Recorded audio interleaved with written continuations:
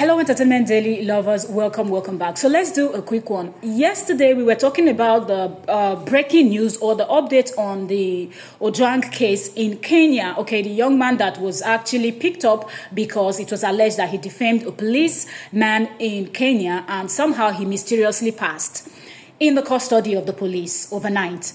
And now more revelation has been, brought to light. And that actually prompted the youths of Kenya to take to the streets to kind of call for justice for late Ojwang, right? So this was supposed to be a peaceful protest, okay, protesting for justice. And you know one thing, that mostly in Africa, when someone holds a high position or the person has a lot of money, bringing that person to justice is almost impossible. So you understand why the youths of Kenya would take to the streets to actually call that their government do something in the case of this young man, because it could be anybody the next day, okay, if they don't actually stand their ground. So, and while this peaceful protest is going on, the government decided to deploy military personnel to the streets. And instead of these people to just watch what was going on and kind of, make people to protest in peace, instead, violence ensued. And there is a video. I would have loved to put the video here, but because of how disturbing that video is, I won't put it here. So I will just describe to you what we saw. So on that video, you see people running around, some people holding sticks, some people, just a whole chaos happening.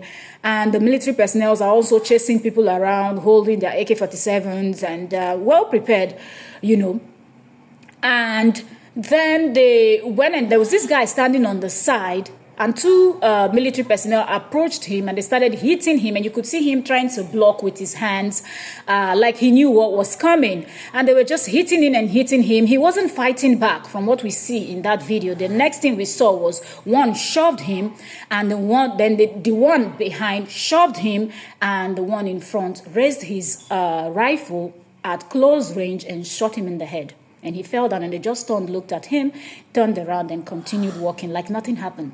Like it was a chicken that they just shot. So right now, the people of Kenya are actually not taking no for an answer. From that video, they've screenshotted, they've tried to pick out what he's wearing, because the both of them, though they were all donned in camo, but you could tell from their hair. One was wearing face cap, the other one was wearing the helmet. And I think the one wearing the face cap had like a bandana or something hanging at the back of his neck. So people are trying to see what they can pick, zoom in on the photograph to try to see his face so they can recognize who did it, because if they cannot pick out who did it, it will be easier for them to sweep this under the carpet. So right now they're looking for the the guy that actually shot this man in the head. Now, another thing we heard was the fact that the guy has passed, but then when the Kenyan politicians or the police or people that did the press conference, they were saying that the guy was in the theater and surgery was going on, that they don't know yet what the outcome is going to be, and it's going to be a surgery that will last for some hours, that everybody needs to be patient to wait and see what the outcome is going to be. But when will all this nonsense stop? When will all this nonsense stop? That's the question.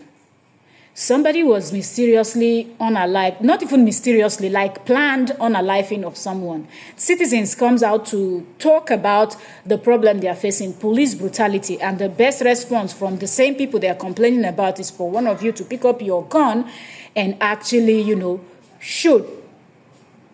It is not right, It is not right. It is not right at all. It is not a good thing to do. So I don't even understand why these people feel like they can do and undo just because power has been given to them.